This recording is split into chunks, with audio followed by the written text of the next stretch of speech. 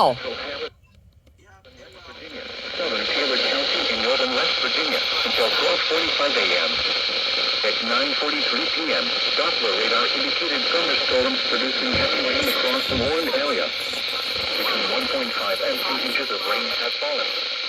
Flash flooding is ongoing or expected to begin shortly. Hazard: flash flooding caused by thunderstorms. Source: radar.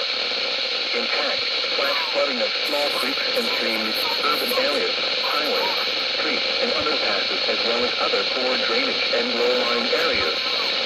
Some locations that will experience flash flooding include Clarksburg, Grafton, Bridgeport, McGee, Medlin, and Knoxville. Turn around. Don't drown when encountering flooded roads. Most flood deaths occur in vehicles. Be especially cautious at night when it is harder to recognize the dangers of flooding. Be aware of your surroundings and do not drive on flooded roads. Report flooding to the National Weather Service by calling toll-free 800-401-9535 when you can do so safely.